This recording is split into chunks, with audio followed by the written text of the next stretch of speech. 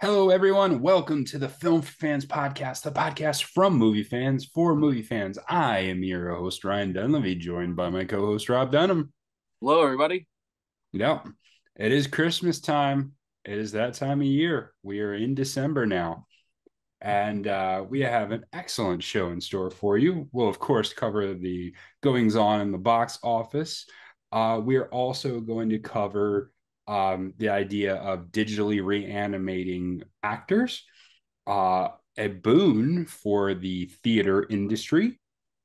We will do a Christmas movie preview for you, and we will break down the glass onion in our watch list.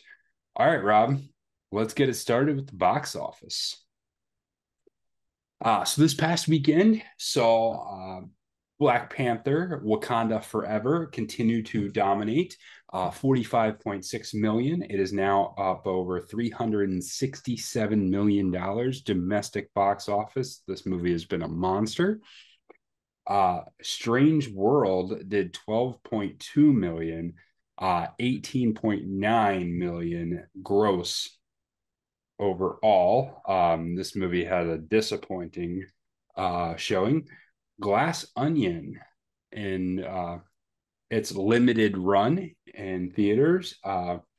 We have, and some of these numbers are a little skewed because it was the holiday weekend. And so we give it's 9.4 on the weekend, 13.3 because it came out along Thanksgiving. So really it made 13.3 million if we include the extended holiday weekend. And that's the same thing for all of these. Devotion, which came out this weekend, 5.9 on the weekend, 9 million overall. The Menu did 5.5 on the weekend. And this one's been out for 2 weeks and it has made a total of 18.9 million. Rob, anything stand out to you in the box office? Well, there's been a lot of talk about Strange World and about Disney's recent attempts with animation, especially computer animation, and it is not going super well for that. No, But part of that too, like a lot of the talk around this movie is that, and it was my experience too. I think I saw a trailer for this movie. Yeah. And I've been going to movies fairly regularly all year. It just was not marketed really at all. Yeah. And I'm not really sure what Disney is doing with their animation department, if they have a plan, if they're trying to move away from it, like what exactly is happening, because it doesn't seem lately that they've been making a ton of super critically successful efforts in animation. Yeah, there were content related issues with Strange World, but you're right, it wasn't promoted almost at all. Yeah, there was very little out about it, and so there are a number of issues at a variety of different levels with Strange World that led to it having a very, very poor showing for a Disney animated feature, especially on a holiday weekend. So there's a lot to that. It's what stuck out to me is the box office was pretty split. A lot of people went to see movies and they all went to kind of see different movies. So, I mean, obviously, Wakanda Forever took the biggest number by far, but the rest of it was pretty well split. It's interesting. I mean, the other thing you have to bear in mind with these numbers, and I think is impressive. So Glass Onion, we live in Lancaster and York counties of Pennsylvania, and we 2 counties. There was one theater showing the movie. Yeah. Over the week it was out. So 850 screens, if I remember correctly. The fact that they made that much on that limited amount of theaters shows that there's definitely a lot of people interested in this franchise. Yeah, and I want to revisit this whole concept when we go to the news about the Amazon and the movie in the movie theaters. I want to revisit this one because I think there's a connection here. But yeah, I was impressed with this. It seemed like with the variety of movies out that people went to see them. All the movies that were in the top 5 have only been out for a week or two, with the exception of Wakanda, which has been out 3 weeks. But people went to see movies and they went to see new movies. So, yeah. Anything else about the box office results? Not really. Pretty much what I would have expected, I think. Mm-hmm. Yeah. All right. So we have two movies of note opening this weekend. One is Violent Night. This is, of course, a kind of action slash horror take on a Christmas movie. When a group of mercenaries attacks an estate of wealthy families, Santa Claus must step in to save the day and Christmas. They have been promoting this one. I've seen a bunch of trailers for this one. David Harbour plays Santa Claus. Beverly D'Angelo of the National Lampoon's Christmas Hmm. series, National Lampoon's Vacation series is in this one. John Leguizamo is obviously in this one as well. Our second offering for this week is a very different note, and it is I Heard the Bells. And this is the inspiring story behind the writing of the beloved Christmas Carol and its author, Henry Wadsworth Longfellow. And this stars Stephen Atherholt and Jonathan Blair and Rachel Day Hughes. So, Rob, two different Christmas related movies. Which one strikes you this week? So I'm intrigued by both. I want to see both for different reasons. The very interesting thing about the I Heard the Bells movies is the first production movie wise through Sight and Sound, which is the Mm-hmm. theater company based in Lancaster County. Yeah. Um, so I'm not sure. I haven't really read up on how broad the reach of this movie is, like how many screens it's on, or anything like that. So I'm interested in seeing if there is an audience for their work beyond the stage and what it will look like too in movie Mm-hmm. form. Um, and Violent Night, I really like David Harbour.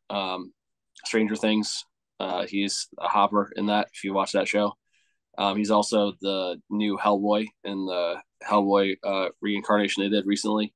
I think he's He a was pretty solid. also he was Alexei in Black Widow, which I Yeah, thought he was yeah, really, really yeah, good in that role. yeah. I think he's a really solid actor, and Yeah.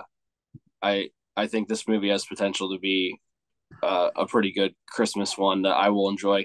And it's not the answer yet to the one of the Christmas movie questions that we're going to get to, but it might become the answer after I watch it because I don't think anyone else in my family will want to. Yeah, yeah. um, I did not have as positive a reaction to Violent Night. I keep thinking about, I want to say, I think it was Ernest Saves Christmas, where like Santa shows up and they like cast him in like a horror Christmas movie called Oh, like Ernest is classic. Santa's Sleigh.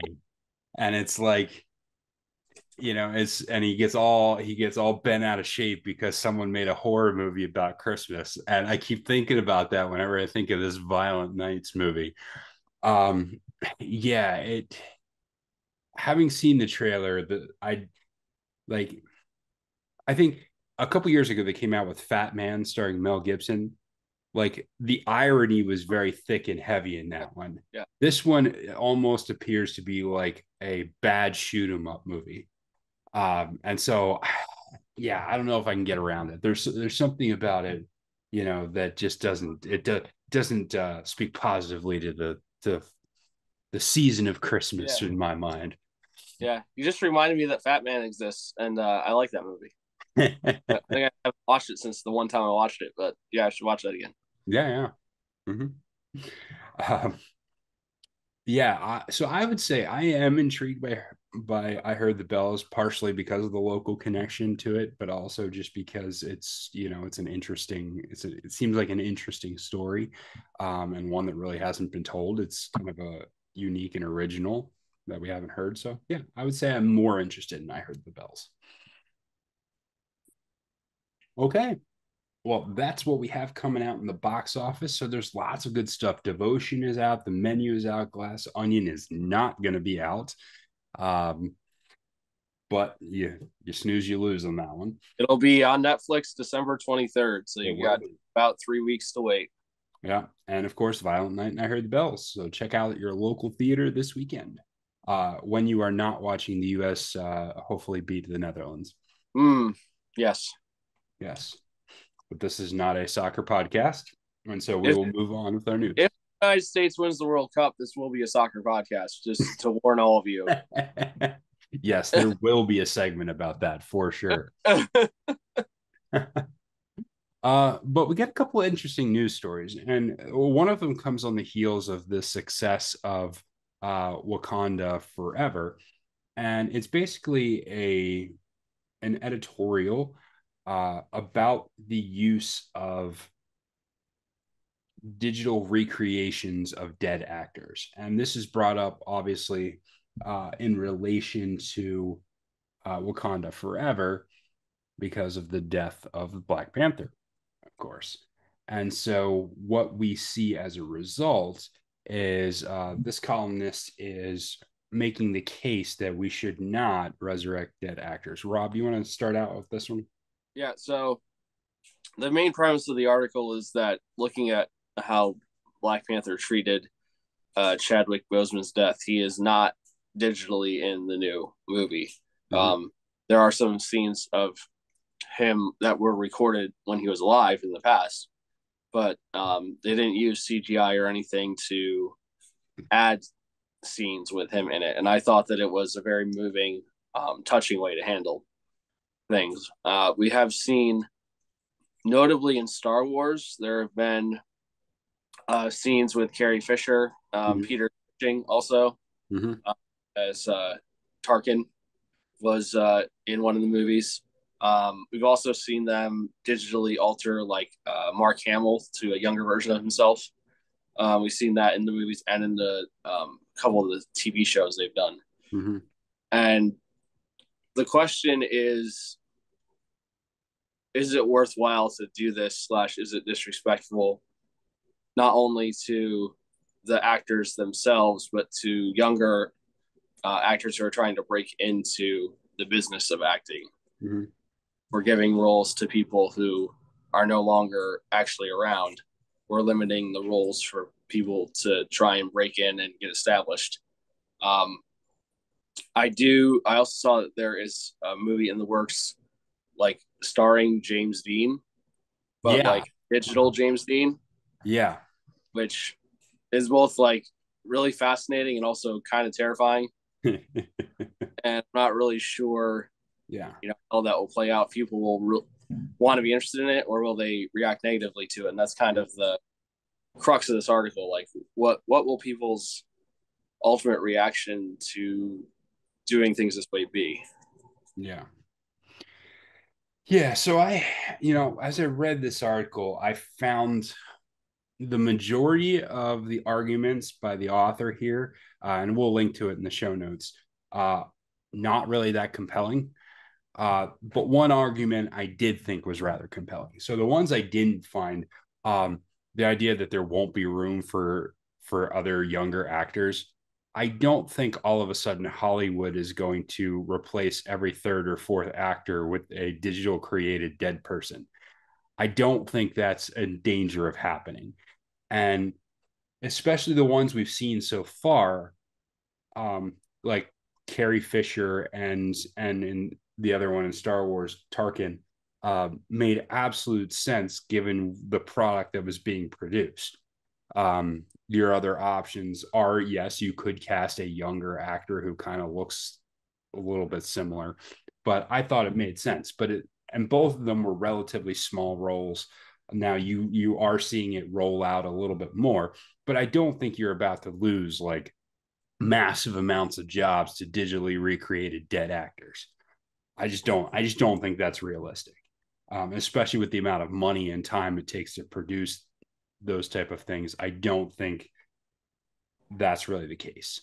Um, the whole inclusion angle I thought was kind of ridiculous. It was just basically like, we're doing great with inclusion. Now, if we go back to pulling up old people, we won't be as inclusive. I'm like, all right, yeah, that's not an argument. But the one that I do think is does make some sense, and there is something to it. Is the idea that um, it would be that it would somehow tarnish the legacy of the dead actors. And what the author was basically getting at was actors would act with a specific style, a specific thing, and a specific way of doing it that is just not going to be able to be recreated by using the images and the voice of a person, because somebody else is still going to have to be animating them essentially. And what does that do if you take a great famous actor, put him in a role, and they botch it so bad? What does that do for the legacy of the actor? And that makes a lot of sense to me, because you can absolutely see someone paying all kinds of money to use, say, um, Sean Connery. Let's say Sean Connery, and they just screw up Sean Connery so badly. There is a chance that that may affect how people view Sean Connery, especially if you haven't watched him in the last 10 years because he wasn't acting. I do think that makes a lot of sense. Um, but I don't think you can do things like ban it, or like I think it can be something that has its uses, is what I'll Yeah, say. I think it's got to be the audience who decides Yeah. whether it's going to fly or not. And I actually think maybe the strongest argument in the piece is in relation to some of the de-aging they've done, that it's been too far into the uncanny valley for people to be comfortable with. And I Yeah. think it could be the same thing with completely having a dead actor play a role with a Mm-hmm. generated version of themselves. Yeah. Like, are we ever going to get to the point where that doesn't seem a little strange? Yeah. Because even when you watch the Star Wars movies with those characters, it did seem a little strange. Yeah. Watching them and realizing, knowing it wasn't really them on the screen. Yeah. And you saw it with, like, the first time I remember seeing it was Tron Legacy, where they used de-aging Mm. on, now I'm blanking out on his name, but Jeff Jeff Bridges. Jeff, uh, Bridges, yeah, Daniel, Jeff Jeff, Bridges. whatever. Whatever. One Jeffs. I always get them mixed up. Yeah. um, where they did it on him, and that was in 2010. And it really, I mean, it stuck out. You could see it. It Yeah. stuck out. It worked better in the digital space, but it didn't work as well in the real life. So, And the movie The Irishman that came out on Netflix too yeah. did this a lot, and it was not super well received there either. So Yeah. yeah, I wonder if it'll just be the audience reaction to react negatively to this, and maybe they won't pursue it. I don't know. Well, and you've seen this in other avenues. Like, everyone gets so fascinated with 3D movies, and then everyone kind of realized, you know what, this is kind of a boondoggle, and then people stop going to them, and then they kind of phase its way out. Or you saw it with, now I'm just blanking out was what I was just going to say. You see them with other trends, like the prequel Star Wars movies, where they were so heavy CGI because you were just starting to be able to do the digital technology, and they went so heavy on the CGI. And then eventually there was pushback, like, no, we don't want this much CGI. And so that had to be scaled back as well. So we see this where, like, people play with new technologies, and then you figure out the right balance of how to use them. I think we're going to end up there. Yeah, yeah, it seems fair. Okay. So that's that one. The next story we have comes to us, and it is Amazon Prime has announced that they are investing in theaters. And by investing in theaters, they are going to be producing 12 to 15 movies starting in 2023 for theater release. And this is quite the announcement. Um, in the wake of this announcement, several of the major theater companies' stocks saw major upticks. I love this news. Yeah, Um, consider that when we started the podcast about 2 years ago, the news was that movies were not going to be in the theater anymore, and we yeah, were going to be streaming everything. And we had no idea what the future of actually going to a movie theater would look like if there was a future. yeah, For I remember early on we talked about Amazon starting their own movie production company, and how would that work, and would they use the theater at all? And now they're making this announcement that they're planning on wide theater releases for the Mm-hmm. movie. It's been quite a journey in the last 2 years, to say the least. It really has. And I think the most encouraging thing for me is that we've seen a balance struck because, like we were talking about with the last story, everyone went so hardcore into streaming during the pandemic, which made sense. But then there was pushback, especially with the whole Warner Brothers deal where everything got same day releases in 2021. And uh, there was revolt to that because people wanted them to be in theaters. Um, so we've seen this coming a little bit from Amazon. Of course, they purchased MGM Studios not that long ago, just a couple years ago. They acquired MGM Studios, which was always going to continue producing movies, but they are releasing some on their own. Um, and so this makes for an interesting venture. And where I bring this up when it comes to, like I mentioned earlier, the glass onion. Um, Amazon is doing what I think Netflix should do, but isn't because they're too married to their old model of everything just being about their streaming platform. Amazon is reinvesting heavily in putting their content out in theaters because, as we've seen, the box office is back. If you make a good movie, people will go to see it. And this whole like 1 week release for Glass Onion, I think is not cutting it.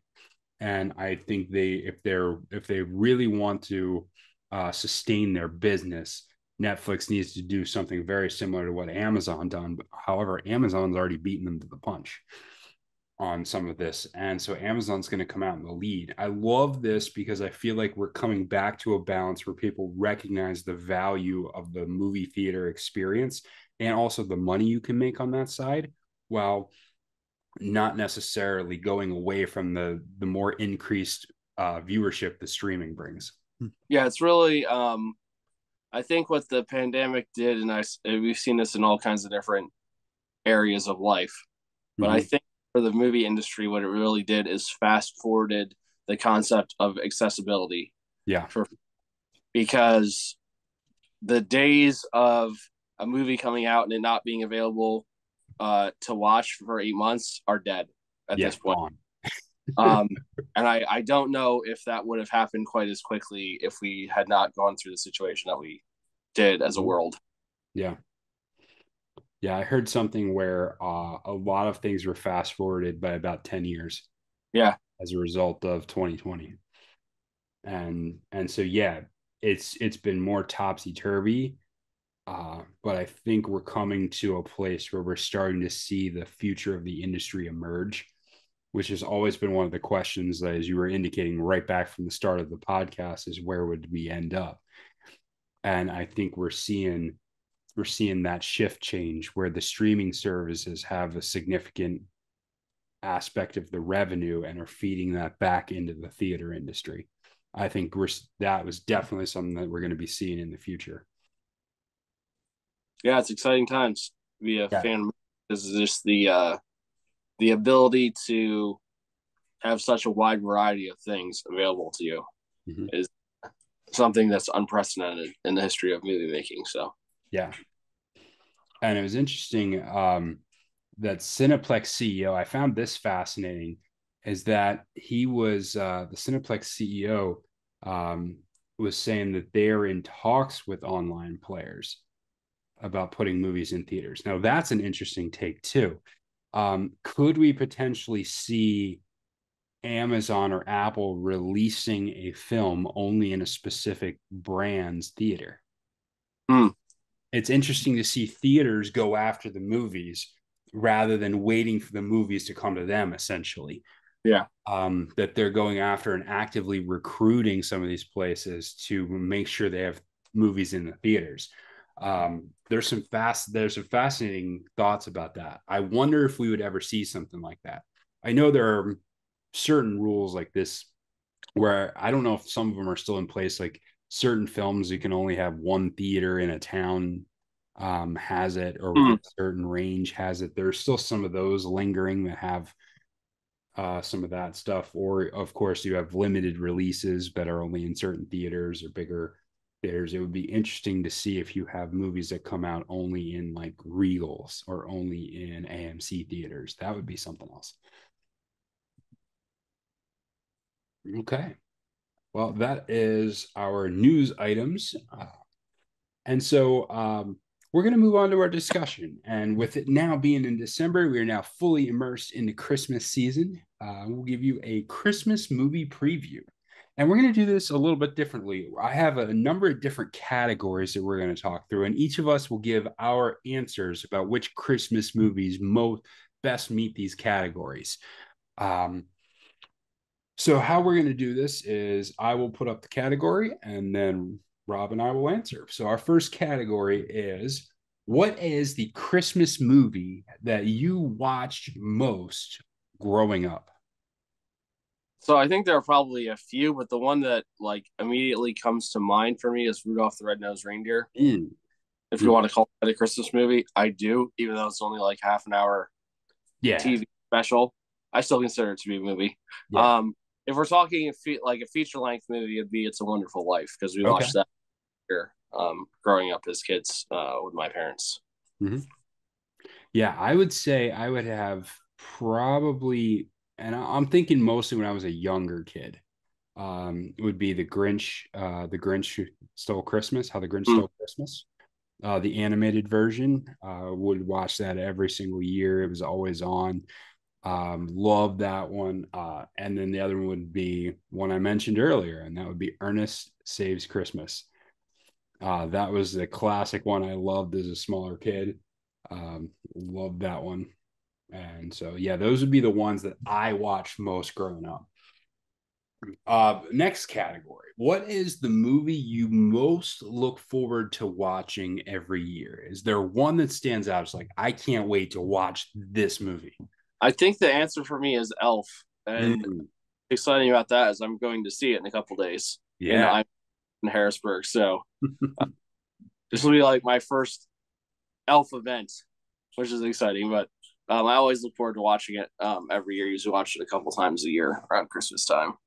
I think this is one of Will Ferrell's best roles personally. It Some is. people just don't like Will Ferrell, but I think he's fantastic in this movie. Like he is perfect for the character.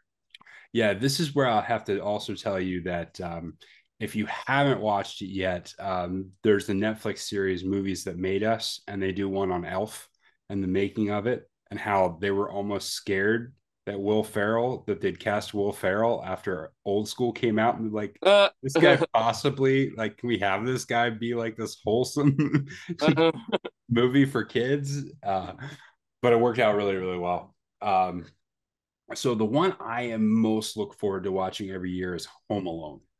That for me is it. Like, I most look forward to watching Home Alone, and I have to like strategize it out. Like, when do I want to watch it? Because I'm only going to watch it once, and I have to pick. Like, I don't want to watch it too early, because if I watch too early in the season, then I'm not quite in the mood yet.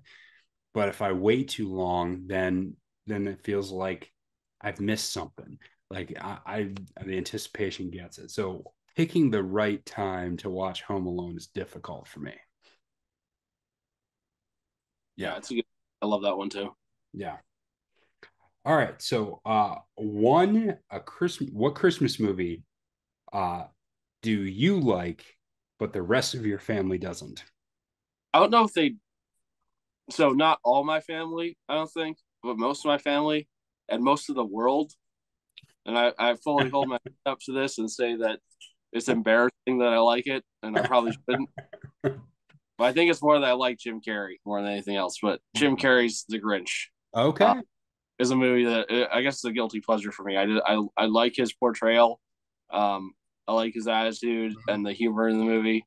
Yeah. Um, and most of my family can't stand it. Most of the world can't stand it. So whatever, But I like watching it. But I usually end up watching it all by myself. See, So I'm with you. I think Jim Carrey's performance was highly underrated in that movie. I think it was quite good and very Dr. Seussish. mm-hmm. I think he really embodied the whole Dr. Seuss vibe. So yeah, I'm with you on that one. It helps that his face is like literally plastic, so Yeah, it's so true. he didn't need Uh, any makeup to the creepy smile. yeah. So the one that has to be, and I just have to say this because it's it's my wife, and that's Die Hard. I love Die Hard. Die Hard is a Christmas movie, and my wife hates it. Um, and just rolls her eyes at the thought of me watching it. In fact, we had a conversation earlier tonight where she's like, I saw somebody had a t-shirt that said, yes, Die Hard is a Christmas movie. And I thought for a second, I'll get that for you for Christmas. But no, I don't want to give you that point. I don't want to further Go on endorse that point of view by buying getting that t-shirt. in that. So yeah, I gotta watch Die Hard. It's Yeah, a if I were to watch Die Hard, it would also be another one I'd probably watch by myself. So yeah. I'm with that one. Yeah, I can probably get my dad to watch it. He would watch it with me. So yeah, I probably at least have somebody, but definitely not my wife. All right. Least favorite Christmas movie. Okay, my least favorite Christmas movie is the one where the girl comes back to her hometown and she's in a relationship with her boyfriend who's like back in the city and she's back in the country. But then she gets back home and then she ends up catching back up with an old boyfriend who suddenly, is available. And they end up falling in love.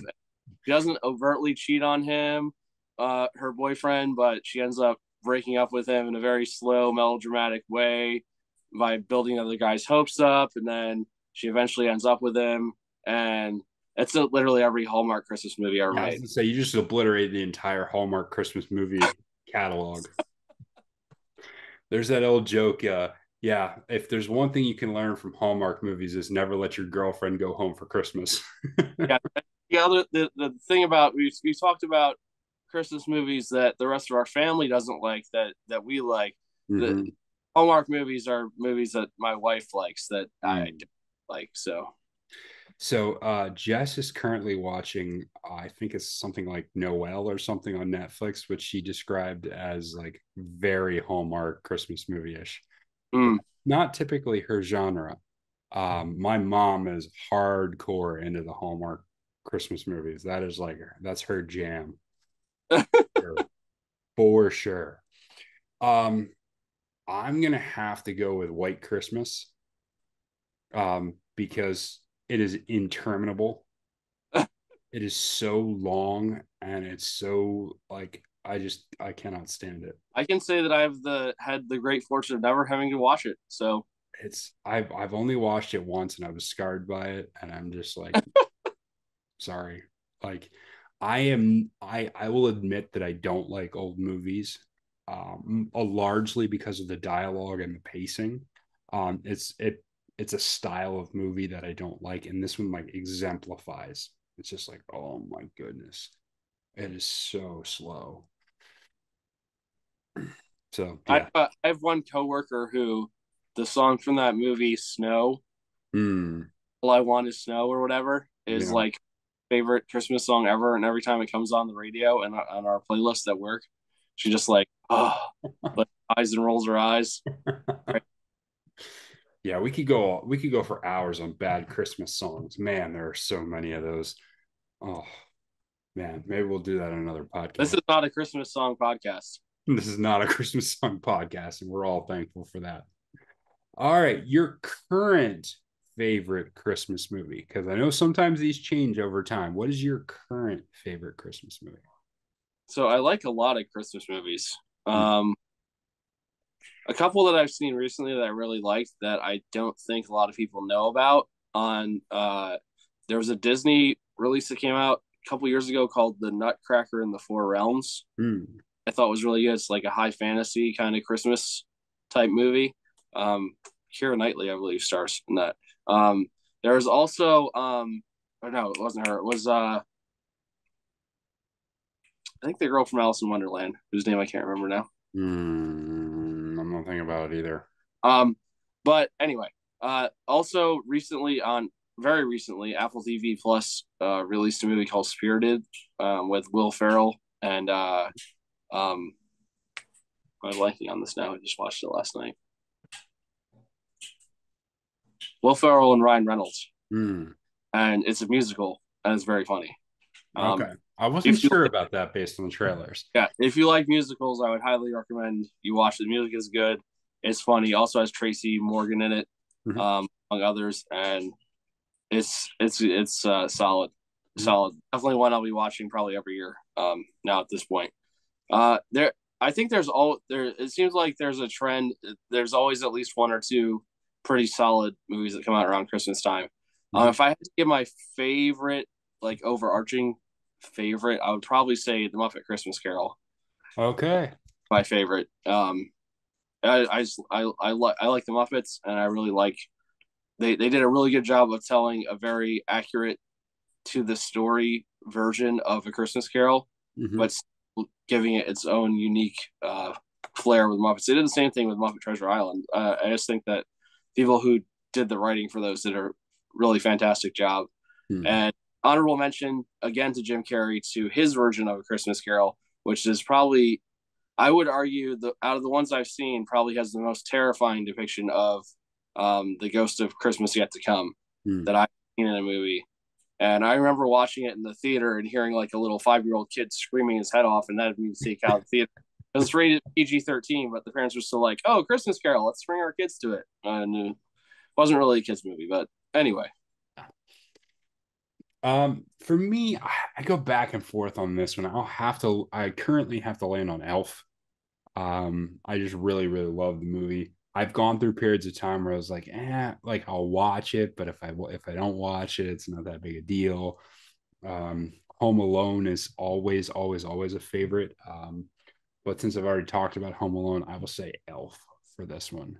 They're always right neck and neck for me on which one I'm actually liking better at the moment.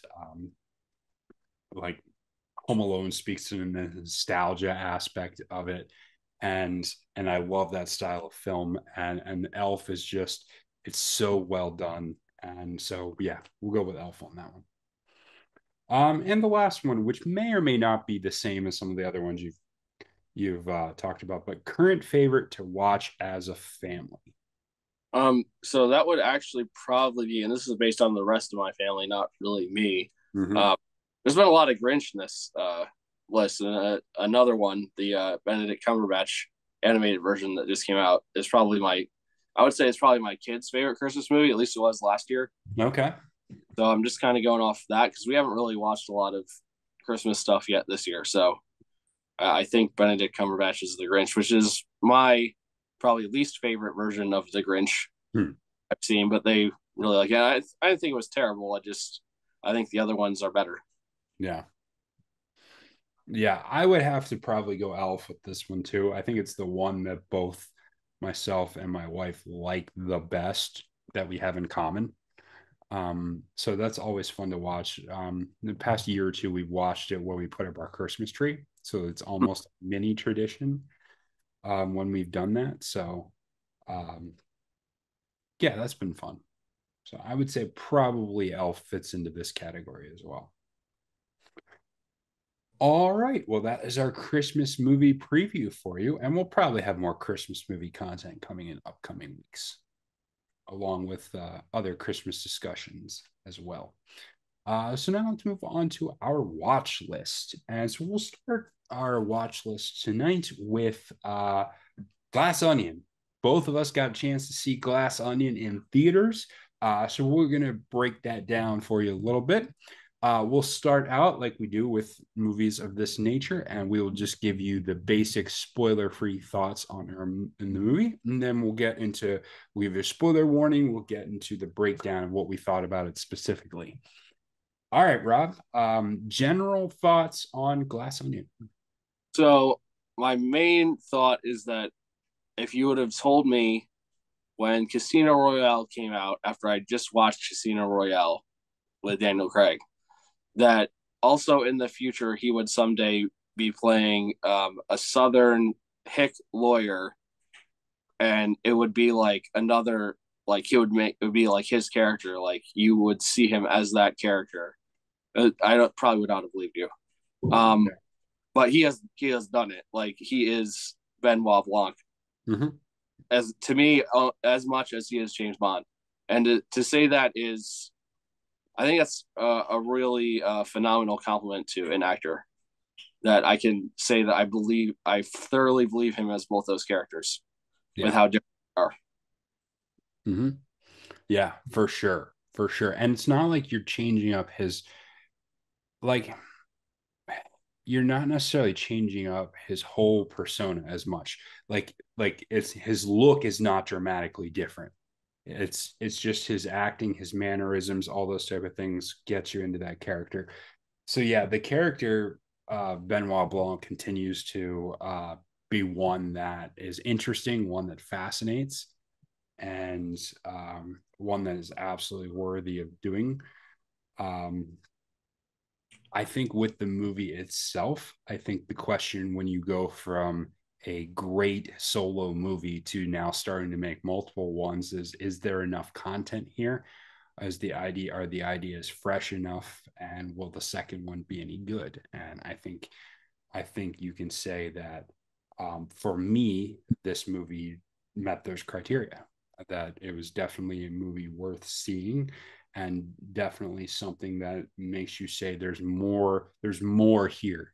There's more for this Yeah, character to do. There's more for um, I want to continue seeing this character go forward. And the story itself was not a cliched story that just basically follows the same tropes and patterns of the first movie, and not making the same jokes and the same, and the same callbacks all the time, like you see in some sequels. and I think we've talked about waiting for that first really good Netflix produced movie. Mm-hmm. And I don't know if you can, since this was in the theater for a week, I kind of give it a pass as far as like being a theatrical release. Like I would still consider this, I think, a Netflix movie. Mm. And if that's the case, I think this is the movie we've been waiting for. I think this is a theatrical release quality movie. Yeah, It did not feel like a made for TV movie. It felt like a movie. yeah, And I think that's what they've been striving to accomplish. And I think they accomplished it with this. yeah, definitely. The ensemble cast all left their own individual mark on the movie. That's one thing you want to see if you're going to have a big ensemble cast. Um, do they rise to the occasion? Do they create something interesting? Is there some personality or persona to each of the characters? And there is, and that speaks to the writing and the acting on the part of the secondary characters. Yeah, you're looking for a reason for each person to be in the movie if they're in the movie. And this movie accomplishes that. I agree. Yeah, and with any murder mystery, are you intrigued with the story? Do you like the direction the story takes? And I would say that in general, I did on this one. Mm-hmm. Okay, so that is our first look at Glass Onion. If you don't want to hear any spoilers to this movie, you may skip ahead in the notes. You can see how far you have to skip ahead till you get to the rest of the episode. And now we will get into specifics with Glass Onion and spoilers. All right, Rob, what was your highlight? So the highlight for me was probably the writing in the movie and the way that they took you to a certain point and then kind of rewound all the way back to the beginning and went back to the same point again, Mm-hmm. but entirely different perspective. And what was cool about it for me was that as they were going through it the first time, there were clues about what was happening behind the scenes throughout that moments that kind of made you go, "Oh, I just heard someone like in the bushes there," or "I saw someone out of the corner of my eye there. What's going on?" And then they went back and explained all of that. Yeah. I thought they did a pretty masterful job with that, and I thought it really lined up with the idea of to go back to the classic Shrek Mm-hmm. onion layers. Mm-hmm. I thought that this movie had pretty significant layering Yes. till it came to the characters' motives, their actions, and what they were all doing at different points throughout. Mm-hmm. Um, in particular, the when we get the reveal of what's actually going on with Chanel Monet's character, Yeah. I thought that was a huge thing, and it completely changes the story like halfway through about Yeah. what's happening with everything. And it made a lot of things that happened earlier in the movie make a lot more sense, like immediately. Like Mm-hmm. Edward Norton's character was surprised that she showed up. Yeah. Like was, all of a sudden you're like, oh, well that makes sense now why he would be surprised by that. I really thought, like I said, the star of this movie to me, other than Daniel Craig's performances, Blanc was the writing, because Mm-hmm. there's a big reveal near the end about how Edward Norton's character is actually an idiot. Yeah. And in that scene, they like flash back to a whole bunch of scenes where he said stuff. I don't know about you, but it kind of made me like question my observational skills and how do I react to people who act like they're smart? Because I didn't catch the stupid things he was saying when he was saying them. I just kind of brushed them off as like, oh, he's just eccentric, like Mm-hmm. smart. He's just speaking in buzzwords or whatever. But the whole thing was nothing he was saying made any sense. Yeah. And when they finally pointed out, I was like, oh, he's right. But the way they were able to write that in and I think make it vague enough that it might not have been supremely obvious as it was happening, I thought was very clever. Mm-hmm. Um, Especially how they used it in the reveal later. Yeah, I think anytime you use a plot device like that, one, I did not anticipate when we got to that point that that was the direction the story would take. There was not anything that said this is how we're gonna resolve this storyline. So that was cool because that was a twist. But then the question is when you go back and you go back in time and re-explain everything, you want to do it in such a way that it doesn't make your watching experience up to that point feel wasted. It has to feel enhanced. It can't feel wasted because if you feel like, well, I just wasted the first half of this movie and now the second half is where it makes sense, then that's going to hurt the movie. And that is not what happened in this movie. It actually does. It enhances your viewing. You go back in your mind, say, oh, so that when this was happening, this. So it provides larger clarity and greater reveal to the story without feeling like it cheapens it when you watched it the first time. And that's hard to do. Mm-hmm. And I think they pulled that off really well. Um, so yeah, that was, I agree that the writing was heavily in that.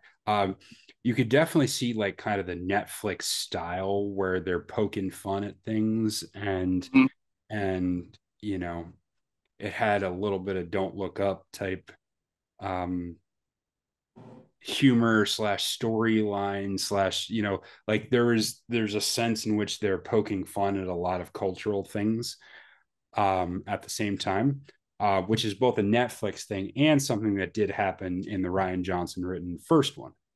Mm-hmm. So it wasn't completely out of character, but it very clear you could see a little bit of a Netflix spin on this from that angle. I love the storyline of Kate Hudson's character owning athletics wear company since she has that in real life. Yeah, yeah, And that is a great twist. I think the funniest line in the whole movie was when they're like, "You didn't actually think sweatshops were a place where they made sweatpants." Yeah, yeah, uh-huh. Yeah, it was good to see Kate Hudson. She hasn't been in too much lately. Um, yeah, what did you make of the actors, the supporting actors on this one? I came into the movie liking all of them for different things I've seen them in. Leslie Odom, all the way back to Hamilton, Mm, uh, and seeing him beginning to do different things is really uh, fun thing to see. Um, I I really like the more and more I see him in, the more I am convinced that Dave Bautista is probably going to go down as the best actual actor who was ever a wrestler. Which is interesting. He has incredible range. He actually does. Yeah. The difference between this character and who he played in like Blade Runner 2049 is just like he's just a really good actor. And I wonder, like it's really fascinating to me because I think if you didn't have the success of Dwayne Johnson commercially, like Dave Bautista probably would have never gotten a chance from wrestling to acting. But in my opinion, I think he's a better actor than Dwayne Johnson is. I think you're right on that front. And who's the other wrestler who was made a few films but it really never took off? Cena's done a couple things. What was that? John Cena. John Cena. Yes, that's who I'm referring to. Yeah, see, you can't just drop anybody in there to do that. They tried with John Cena and it didn't really work that well. With Dave Bautista, it did because he actually can act.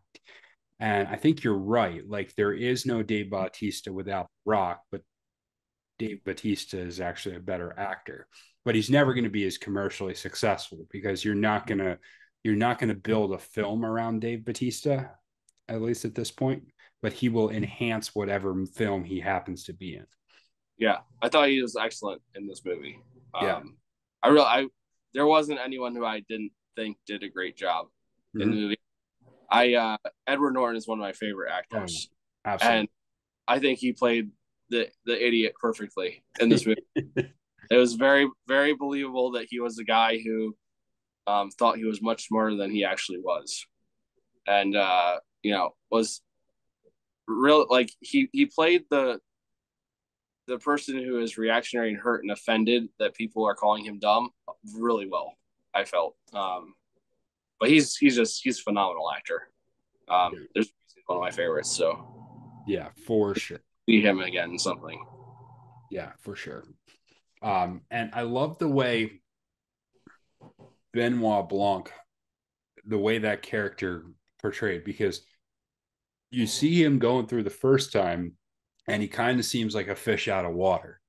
And he's just kind of there and he's along for the ride. And then when you go back through after the script flip and you see, he actually is in control the whole time, which is really fascinating. And because you get the sense from the first movie about how in control he was, and you see him in this movie and he's kind of out of his element, out of control, and you're like, oh, interesting, this is a different take on the character. And then when the rewind occurs, you're like, oh no, he was in control the whole time. I'm just glad to see that he got his iPad.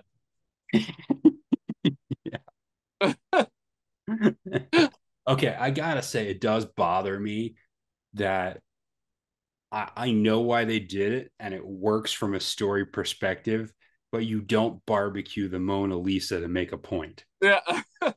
You don't do that. You don't barbecue the Mona Lisa to make a point. Sorry, no. Thankfully, unlike the guitar breaking incident on the set of the Hateful Eight, I'm pretty sure it wasn't the actual Mona Lisa this time. Correct. Yeah. Correct. Yes. We give a shout out to Daryl, who's not actually here.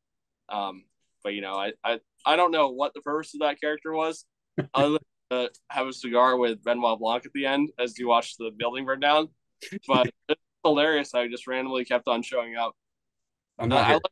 I like when she was ransacking the rooms and she just walked into his room and he's like, "Want to hang out?" Yeah, that was a great little side add-on that really didn't matter, but was always funny whenever it came up. That and the dong, the hourly dong. Oh yeah. Yeah. All right. Anything else you want to say about this one? I would just finish by saying I think people should take the time to watch it when it comes out on Netflix in a few weeks, because it'll definitely be worth your time. Yeah, and hopefully the success that this had in the box office will persuade Netflix to put more of their movies in theaters for a full run. All right, Rob, what else did you watch this week? I also watched, so this was 2 weeks ago because we didn't record last week with Thanksgiving. I watched The Menu with Mines and Anya Taylor-Joy, and it was really, really good. If you are into suspense slash slightly veering into horror kind of stories, you'll like this. It definitely, about halfway through, takes a major twist that changes everything that's going on. It makes you realize, oh, this isn't what I thought was happening, and now I'm a little. It kind of throws the hinges off and makes anything possible from that point on. And Fiennes is a, again, much the way I feel about Edward Norton. I think Ray Fiennes is just a phenomenal actor, and he is excellent in this movie. Awesome. So The Menu, I would highly recommend. Cool. I also watched Kingdom of Heaven, which is one I had recommended on Amazon Prime. What I didn't realize when I recommended it and wrote it up was they actually have both the theatrical release and the director's cut on Amazon Prime. And I highly recommend the director's cut because it changes the core motivations of several of the characters and enhances them in a much greater way that you didn't get in the original film, even though I really like the original film. It changes, you get much more background and motivation on Balian's character, played by Orlando Bloom. And the major motivational change is in the character of now I'm blanking on her name all of a sudden. Lucilla? No, that's not right. That's not right. Okay, I will look it up here. But the main female character in that one,